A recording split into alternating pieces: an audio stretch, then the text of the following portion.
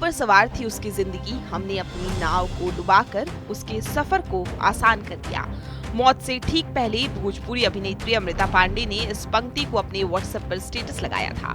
Flat में अमृता का शव मिलने से इलाके में सनसनी मच गई थी। शुरू में सुसाइड की बात कही जा रही थी, लेकिन पोस्टमार्टम रिपोर्ट में बड़ा खुलासा हुआ है। पोस्टमार्टम रिपोर्ट में हत्या की बात सामने आई है। अमृता की गला दबाकर हत्या की गई थी। भागलपुर के जोगसर थाना क्षेत्र अंतर्गत दिव्यधाम अपार्टमेंट में 27 अप्रैल की शाम भोजपुरी अभिनेत्री अमृता पांडे का संदिग्ध अवस्था में शव बरामद हुआ था, लेकिन अभिनेत्री अमृता के पोस्टमार्टम रिपोर्ट में जो खुलासा हुआ उससे पुलिस की चुनौती और भी बढ़ गई है। पोस्टमार्टम रिपोर्ट के मुताबिक अमृता की गला दबाकर हत्या की गई थी। वहीं एफएसएल रिपोर्ट में इसे आत्महत्या बताया है। एफएसएल टीम की रिपोर्ट के मुताबिक अमृता ने आत्महत्या की थी और अब दोनों रिपोर्ट से गुत्थी अनसुलझ सी गई है। मामले में भागलपुर के वरीय पुलिस अधीक्षक आनंद कुमार ने कहा कि दोनों रिपोर्ट में कॉन्ट्राडिक्शन है। मामले की जांच के लिए फॉरेंसिक साइंस के एचओडी से पैनल बनाकर जांच के लिए रिक्वेस्ट किया गया है। पुलिस भी मामले की जांच में जुटी हुई है। 27 अप्रैल की घटना है, जिसमें एक युवती की बॉडी मिली थी और उनके परिजन के द्वारा बताया गया कि इन्होंने आत्महत्या कर लिया और परिजनों के द्वारा उसका इलाज भी कराया गया। और ये सारी चीज़ें जो नीचे बेसमेंट में लगा हुआ सीसीटीवी है उसमें सारी कैप्चर भी हुई। उसमें हम लोग के पास 2 रिपोर्ट आई है, एक एफएसएल के द्वारा जो रिपोर्ट है और जो पोस्टमार्टम करने वाले जो डॉक्टर साहब हैं उनके द्वारा जो रिपोर्ट दी गई है।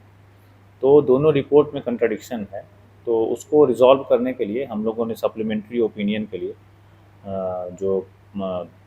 जो फॉरेंसिक साइंस के जो एचओडी हैं उनको रिक्वेस्ट किया है कि एक पैनल बना के इसकी एनालिसिस कर लें और उसके बाद हम लोग को एक सप्लीमेंट्री ओपिनियन दिया जाए कि हत्या का जो मूल कारण है वो क्या था, आत्महत्या है या हत्या है।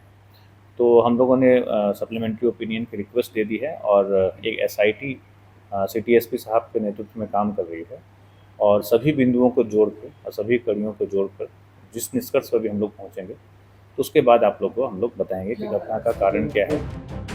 वहीं अमृता पांडे के परिजनों के मुताबिक वो ओसीडी जैसी गंभीर बीमारी से ग्रसित थी। इससे पहले भी उसने मुंबई में 2 दफा आत्महत्या करने की कोशिश की थी। हत्या है ही नहीं, क्योंकि मेरी बहन ओसीडी बीमारी से बहुत ज़्यादा परेशान थी और वो पहले भी मुंबई में 2 बार सुसाइड करने की कोशिश की थी।